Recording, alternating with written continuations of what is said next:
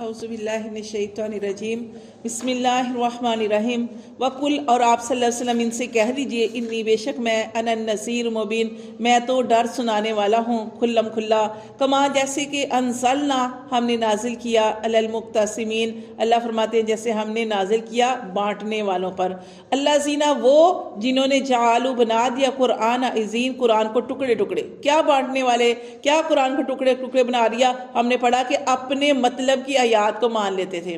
جو اپنے مطلب کی آیت نہ ان کو ملتی اس کو چھوڑ دیتے تھے، یعنی قرآن کو اپنے حساب سے وہ لیتے تھے، جیسے پہلی کتابوں کے بارے میں۔ اب تو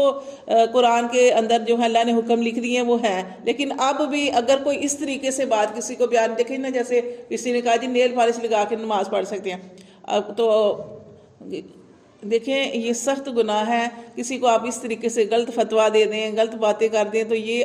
جتنے لوگ آپ کی بات کو سنیں گے وہ سارا گناہ آپ کو بھی ملے گا۔ دیکھیں اللہ تعالیٰ نے فرمایا کہ یہ جو جلد ہے اس کے اندر یہاں تک پانی آنا چاہیے۔ اب نماز آپ پڑھ رہے ہیں، جب آپ وضو کا طریقہ صحیح نہیں ہے، یا آپ نے فرائض ہی پورے نہیں کیے، یا آپ نے جیسے یہ نیل پالش لگائی ہے، تو آپ کی تو نماز ہی نہیں ہوتی ہیں۔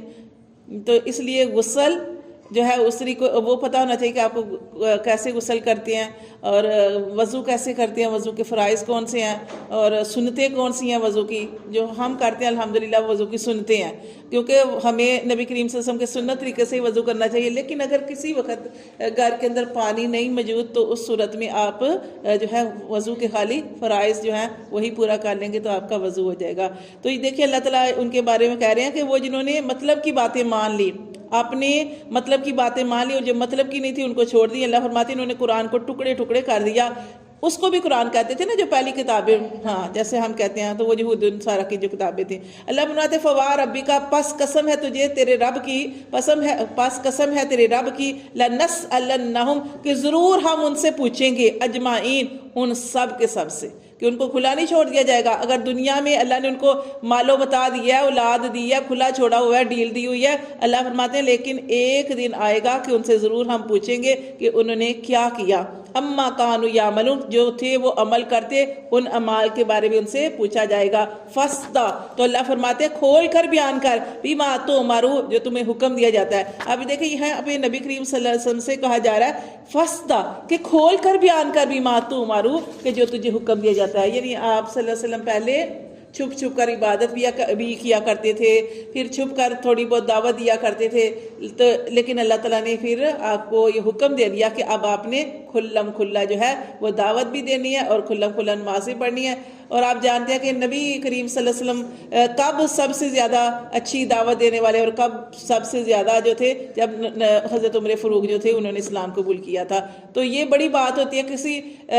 طاقت والا انسان، اصل طاقت تو بے شک اللہ کی ہے، لیکن پھر بھی کسی بندے کا روب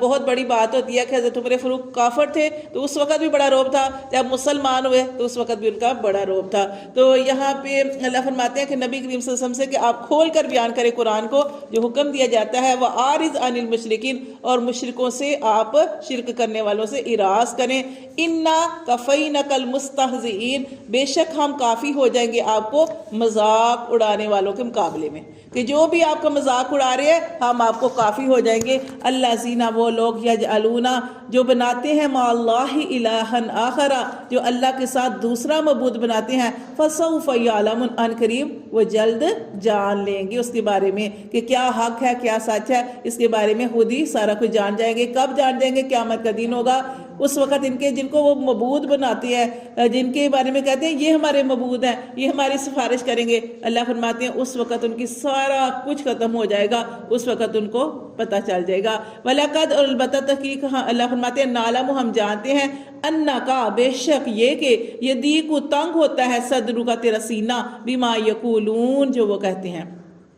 جو اذیت دینے والی باتیں، جو پریشان کن باتیں، جو طنز، جو مذاق آپ کو کرتے ہیں، اللہ فرماتے ہیں اس سے ہمیں پتہ ہے کہ آپ کا سینہ تنگ ہوتا ہے، لیکن آپ کو کیا حکم دیا گیا؟ فسبح، جب آپ کا دل پریشان ہو، جب آپ غمگین ہو، جب لوگوں کی باتوں سے تنگ آ گئے ہوں، اللہ فرماتے ہیں تو آپ نے کیا کرنا ہے؟ فَسَبِّحْ بِحَمْدِ رَبِّكَ،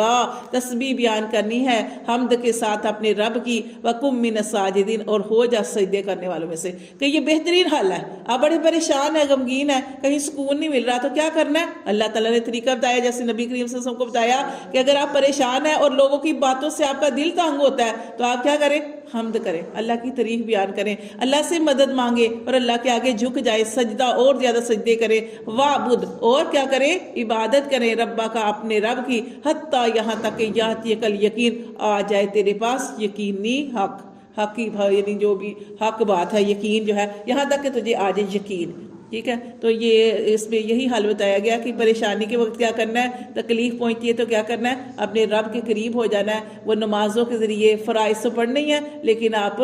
نوافل جو ہیں اس میں بھی، نفلی نمازوں کے اندر جو ہے وہ آپ